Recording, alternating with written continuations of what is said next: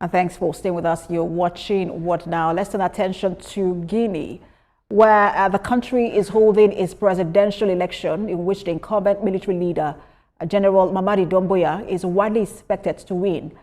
Guineans are voting for the first time since General Mamady Doumbouya took power in a 2021 coup.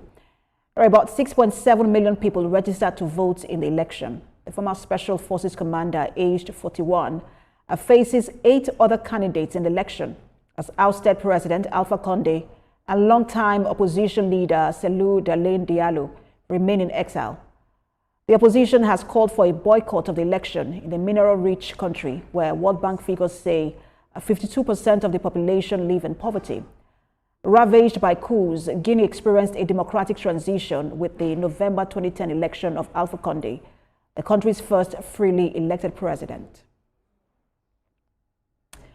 Right, let's bring in our guests to have this conversation. We're joined by a lecturer in the Department of Political Science and International Relations, Caleb University, Dr. Oluchi Inape. Good to have you join us. Good to be here. Good afternoon. Good afternoon. I just want to get your reaction to the election in Guinea. General Doumbouya is said to be the clear favorite, and that's happening amid opposition parties not being barred from running. Does it seem like this election was already decided even before today?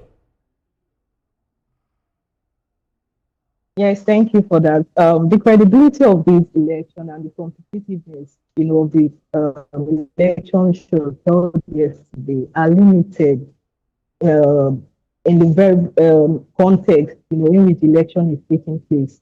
Right. As we've seen, that there are major opposition figures who are barred. Right. They were forced into exile, and some of them were unable to campaign openly. Right. So such actions restrict, the kind of way elections should go. Right. So it creates an uneven playing field for the parties. Right. So the implication of this is that citizens themselves feel some kind of apathy. Right. Coming to vote will just be a way of, expecting some form of change or stability. Right. So internationally, partners such as ECOWAS and the African Union would view the elections not just on election day logistics, right, but on the broader basis of the political environment within which this election takes place. Right. So we see that the things that happened, such concerns issues, where such restrictions, on opposition parties have created, some form of concerns about the fairness, and the credibility of them. So that is a lot, right? The level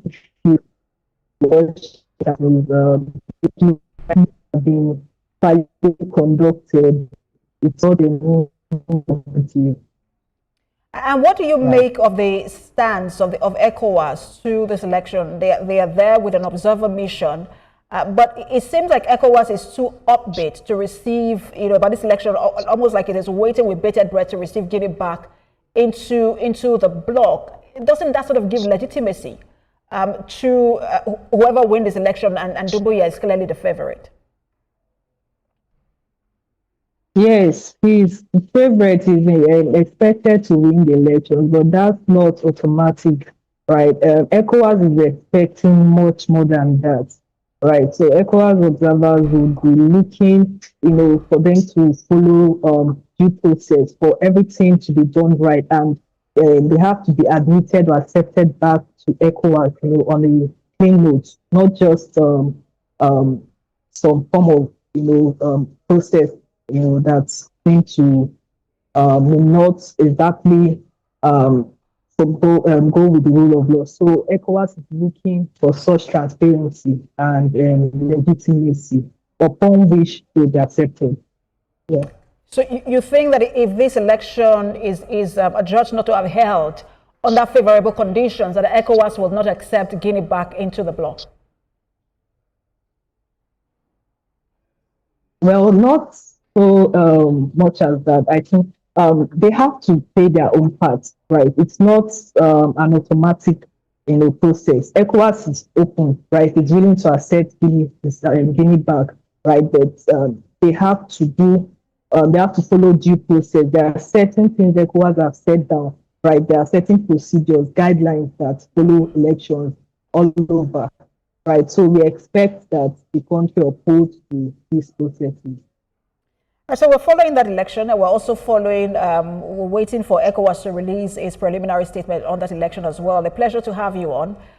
Lecturer, Political Science and International Relations, Caleb University, Dr. Oluchi Nape.